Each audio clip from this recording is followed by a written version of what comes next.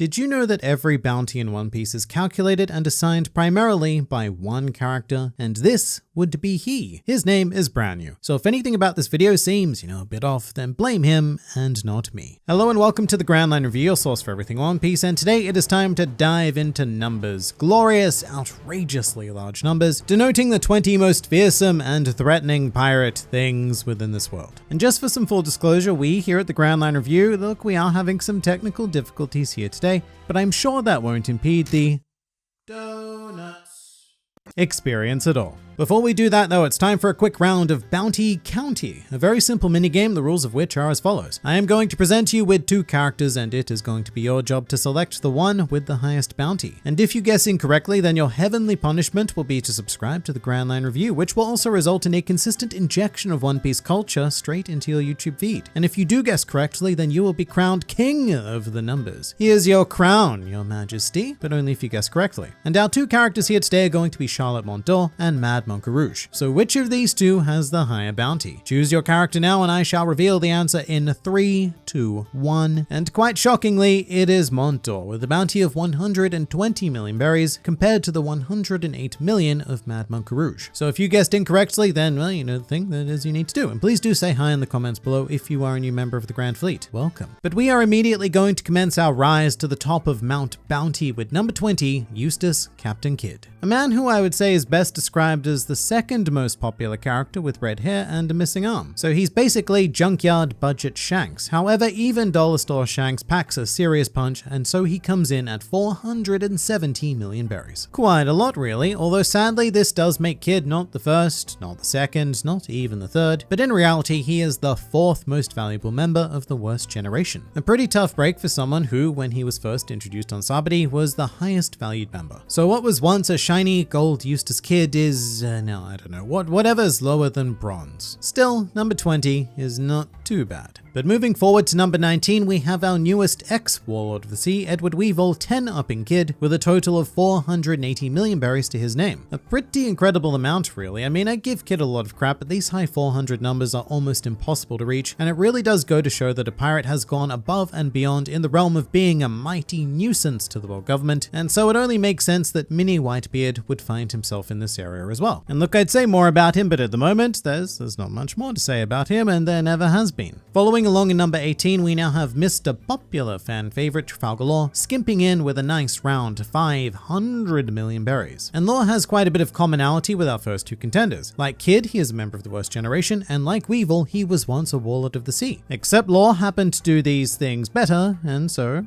he is higher. And let's be honest, it's mostly as a result of him allying himself with the unstoppable force of rubber-based destruction that is Monkey D. Luffy. But even then, as one of the most overpowered characters in the series, Law certainly belongs on a list like this. So with that out of the way, let's move on to Coming in at number 17 on the highest bounty list, with a bounty of 542 million berries, we've got the former leader of the Hoppo Navy, the one, the only, Don Chinzhou. Chinzhou has always been a fascinating character to me because of where his introduction lies within the story as a whole. We get introduced to this 17-foot-tall old man with a Super Saiyan beard and a deep hatred for Garp and his family very early on in the Dressrosa story arc. And not only does he have a massive bounty, he also happens to have Conqueror's Haki. Despite his eventual alliance with Luffy and his lack of a relationship with the Doflamingo family, Chinzhou essentially acts as Dressrosa's equivalent to Cracker from Whole Cake Island. He's a wildly formidable foe that Luffy has to surpass before he can actually reach the big bad of the story arc. When discussing Dressrosa, it can be very easy for readers to forget how exciting Luffy versus Chinzhou was week to week. This was a character with the highest bounty that Luffy had faced 1v1, who also happened to be one of only 10 characters in the entire story who could use the color of the Supreme King Haki at that point. I'm supremely excited, see what I did there, to see what role Chinzhou, his grandson Sai, and the rest of the Kano Country ship will have to play whenever we see the Grand Fleet again.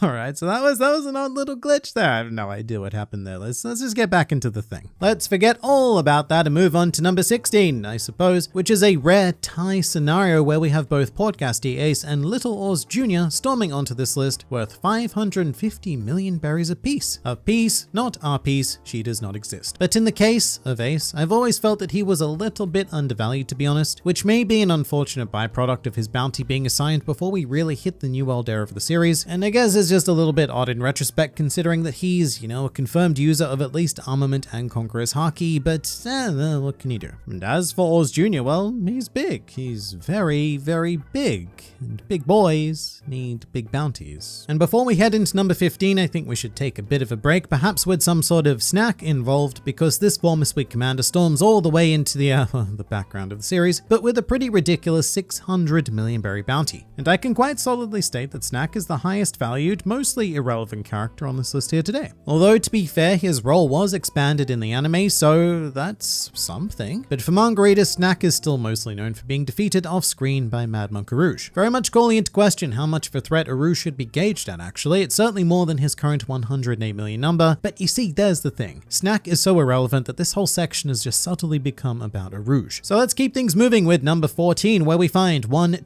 Sabo, gently shattering the Snack barrier and landing on a very intriguing 602 million berries. And I should say that Sabo is the first character on this list who is not a pirate, actually, so that's noteworthy. Even so, he is still conspiring to bring down the world government and everything, so that makes him a very, very naughty boy. Just as with his narratively identical brother Ace, though, I feel like Sabo is a bit undervalued, particularly considering his position as effectively second in command of the entire Revolutionary Army. Even then, though, that's still plenty to make him the 14th most valuable known character in the series, still not quite as good as number Well, hello Grand Fleet, it is I, BDA, here to let you know that Perospero ranks number 13 on this list with a bounty of 700 million berries. Perospero at first glance may not seem like the type to have such a high bounty, but this is One Piece after all. But have you seen the amazing candy escalator that he created? A true work of art. Now, while I may be poking fun, this is a glimpse of how skilled he is with using his devil fruit. His prowess is honestly underrated, as he managed to restrain the Vinsmoke children after the plans failed, make short work of Brook and Chopper, and restrain Capone's big father, and overwhelm Pedro, which, yes, he lost an arm, but Pedro died. Those are some amazing reflexes. He's also the eldest child of the Yonko Big Mom. That's sure to get you some prestige as well. And just off the mere length of that tongue, as a huge fan of Doflamingo, I think he deserves it. Just another unavoidable glitch there, where for a second it just appeared to tune us into some sort of parallel universe where other YouTubers have made this exact video. Although, to be fair, it's not exactly an original idea. Anyway, we're going to continue this Charlotte business with number 12, where we find a delicious cracker. A very expensive cracker as well, with a market value of 860 million berries. A character who I often feel is forgotten about because he was defeated alone in the woods somewhere, and then never seen again. But as a Sweet Commander, he is one of the most dangerous characters ever showcased in the series, and it's just a shame that the natural weakness of his abilities were being eaten, and he happened to run into the king of eating. And also Nami made Cracker's biscuits very, very moist. That was also not good. And what are you supposed to do about that? Nothing. You can't do crap with soggy biscuits. So here, Cracker shall remain, probably being consistently dwarfed by his sibling Charlotte Smoothie, who is worth a whopping 932 million berries, landing her in a very comfortable 11th place. And while we haven't seen all that much from Smoothie, even in the anime added scenes, she does possess one of the more disturbing devil fruits that One Piece has ever offered us. Or more accurately, Smoothie uses it in a disturbing way, I suppose. Something I really wish I included in my Dark Secrets of One Piece video, because Smoothie's usage is, well, it's pretty undeniably messed up, but at the same time, there's plenty of dark things in that video as it is, so hurrah. Also, Charlotte Smoothie has my favorite legs in all of One Piece, is what I would say if Baron Tamago didn't exist. I mean, just look at those glorious toothpicks. But breaking the top 10 now, we have Jack the Drought, who holds a mammoth bounty of 1 billion berries on the dot. And prior to Jack's introduction in the series, this number was thought to be something of a ceiling of the One Piece world. At this point, we'd been following Luffy, watching him attain 100 million, 300 million, 500 million, whoa! And we thought that surely he was getting close to the more top tier players of the world, yeah? Well, as it turns out, no, he wasn't. Because in comes Jack to inform us us that the bounty ceiling extends higher than anyone could have thought possible. So much so that a 1 billion berry number still only lands us at the number 10 spot on this list. And do you know what's a better number than 10 but only in certain cases? Well, that would be the number 9. In 9th place, we have Katakuri, who comes in at 1,057,000,000 berries. The reason why he's worth so much is probably because he's so hot, or strong or whatever. He's one of the 3 sweet generals in the Big Mom Pirates, and the strongest one at that. Katakuri has the power of the Mochi Mochi Devil Fruit, which allows him to create, transform, and control Mochi. He's one of the only characters we've seen that has awakened Devil Fruit abilities. Not only is he tall, muscular, and sexy, he has superior strength and speed. He also has one of the strongest observation hockeys we've seen so far, and is able to see slightly into the future. Katakuri has never lost a fight until Luffy.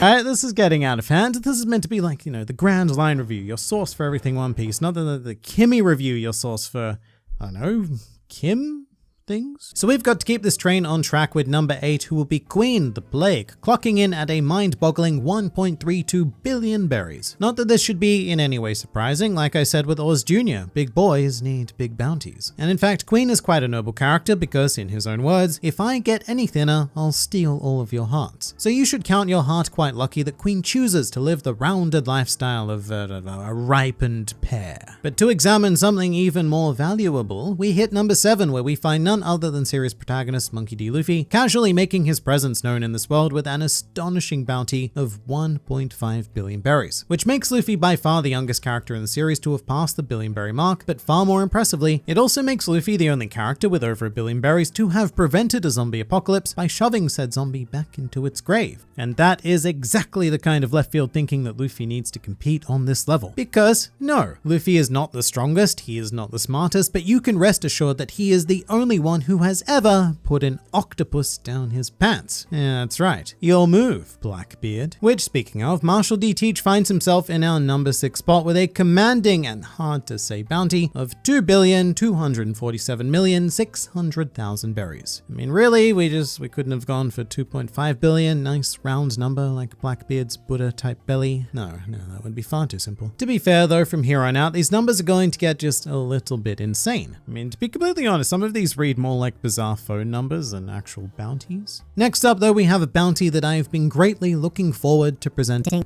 And coming in 5th place with a bounty of 4,048,900,000 berry is Shanks. This makes a lot of sense, as out of the original Yonko, Shanks was the youngest and newest of the bunch, so his piracy career has been a lot shorter than those who rank ahead of him. Not to mention that unlike certain other pirates, Shanks has been repeatedly portrayed as a very low-key figure who seems more interested in keeping the peace than creating trouble. So regardless of how strong he and his crew may be, his actions as a pirate probably don't warrant a bounty higher than a very respectable 4 billion. Thank you, Mr. Morge, for your insightful yet unsolicited opinion. And I guess in the interest of finishing this video without further interruption, we are now going to move on to number 4, where we find ourselves a large maternal figure known better to most of you as Big Mom. Charlotte Linlin is a true force to be reckoned with, bursting into the bounty realm with an ever-impressive 4,388,000,000 berries. Here's the thing though, unlike the kind of weird Blackbeard number, there's actually some reasoning behind this. Because in Japan, the 88 portion can be read as haha, which means mother. But even further than that, ha also frequently becomes ba, and baba means old lady. So there's this beautifully simplistic well of puns happening with this bounty. And just in case you were curious, Shanks has a very similar thing happening in his number as well, as the 4, 8, 9 numbers in his bounty can be read as shiyaku, which sounds like Shanks or shankusu. And yeah, it's not perfect, but apparently in Japanese the pun is very, very obvious. But to award the bronze medal, we have another of the 4 emperors landing himself in the number 3 spot, this time being Mr. Kaido with a wild 4,611,100,000 berries. It's another one of those tricky numbers to say, but also a number with some nice hidden meaning. Like many of the others, it does seem a bit arbitrary to us English-speaking swine, but the important part here is the 110, which can be read as Hyakuju, which very vaguely means beast. But I suppose I should say at this point that Kaido actually currently holds the highest known bounty of any living character. Yes, there is potential for a figure like Dragon to top that, but his bounty is unknown at the time of this recording, so So for now, Kaido has the honor of being the highest valued living creature in all of One Piece. However, that does not stop him from being dwarfed by the figures of old, such as second place, where we find none other than Edward Newgate, sky-splitting his way onto this list with a bounty of 5 billion and 46 million berries. And of course, that 46 million, as with many other top-tier figures, holds a bit of meaning, because it can be read as Shiro, which means white. A very basic pun there, but very appropriate, and I do love that this 46 million is essentially there as a bit of a branding signature, really, because that is exactly the kind of crap you're allowed to pull when you have been crowned as the strongest man in the world. I mean, who's going to question you? The second strongest man? No way, he'll just get slapped like a little bitch. Also, quite notably, Whitebeard is one of only 2 known figures to have crossed that 5 billion threshold, with the other being, of course, our undisputed _1 highest known bounty in the series, which of course belongs to the former pirate king, Gol D. Roger, sitting on a greedy and mountainous 5,564,800,000 berries. And this number is quite remarkable in a couple of ways. Firstly, because the 5.5 billion number mimics that of Roger's son Ace, who also had that double 5 feature happening in his bounty of 550 million berries. So there is a nice connection there, but it does get crazier because the string of numbers 5, 6, 4, and 8 can be read as Go Ro Shi Ya, or Gol Roger. So just like Shanks, Roger quite literally has his name embedded into his bounty, which is amazing, and good luck to anyone wishing to surpass this absolutely wild number. And of course, I must ask for your forgiveness for all of the technical hiccups during this video, and I'm certain that we'll have them fixed for the next one.